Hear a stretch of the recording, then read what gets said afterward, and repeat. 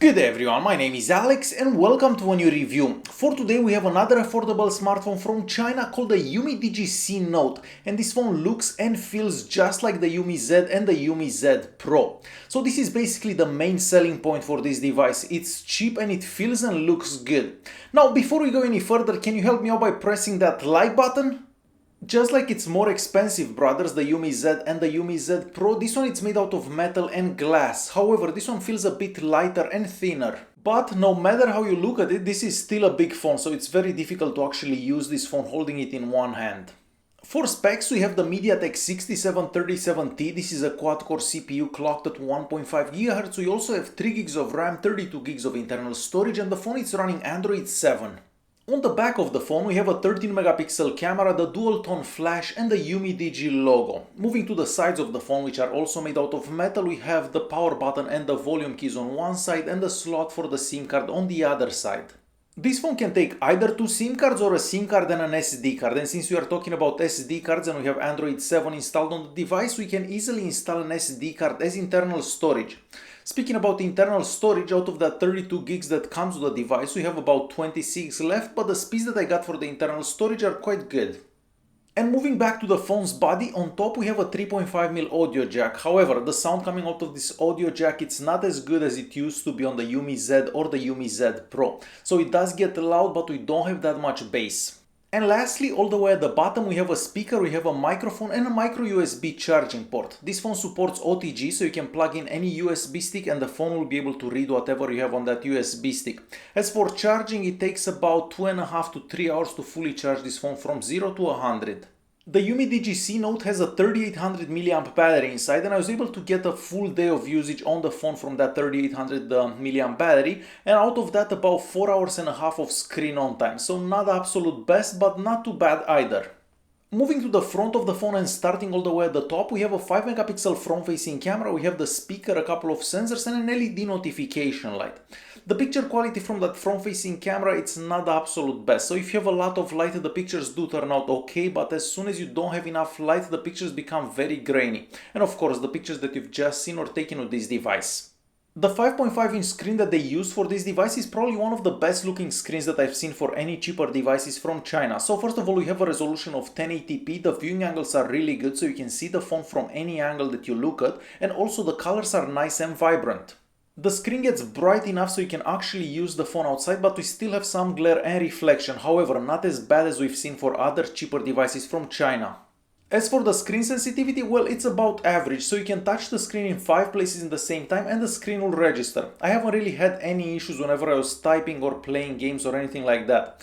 The screen is also covered by some type of scratch resistant glass, and of course I tried scratching the screen and it doesn't seem to get scratched that easily.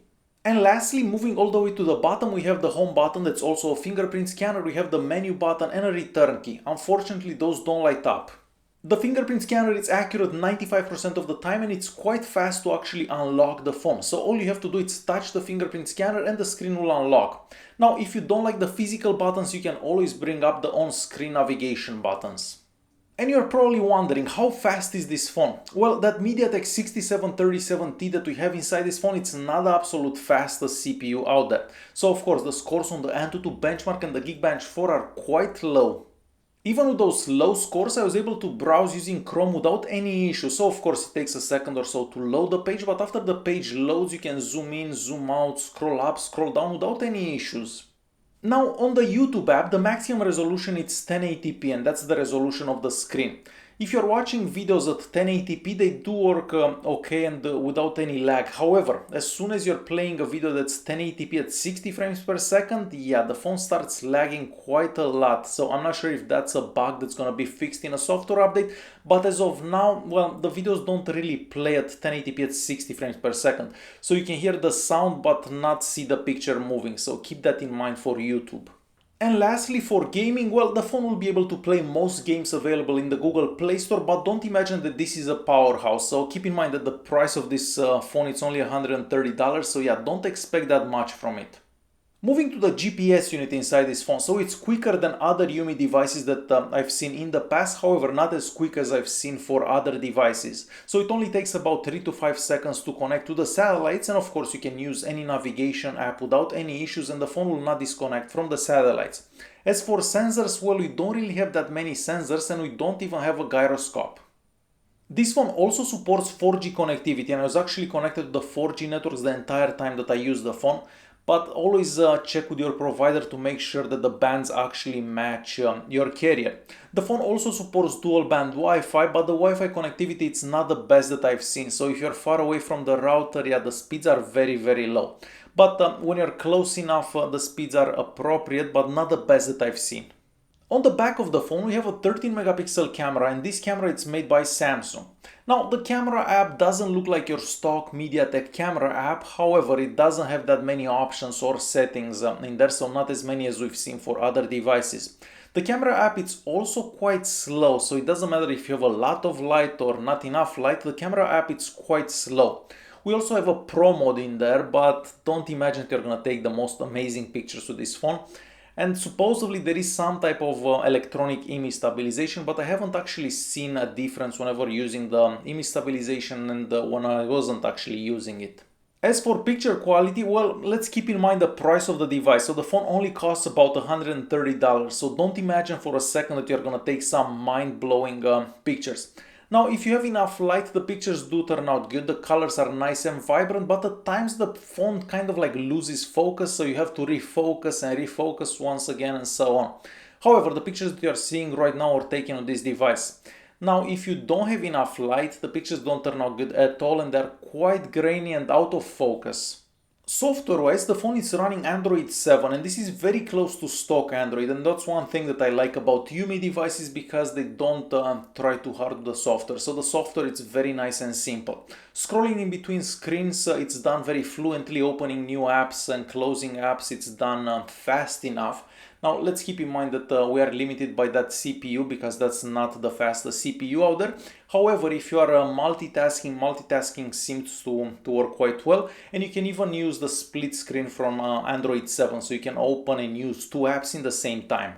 The settings app is also very simple and very close to stock Android, and the only added feature that I found was the double tap to wake up, and that one seems to work good 99% of the time. Other than that, we don't really have any added features in the settings app, but that's not necessarily a bad thing.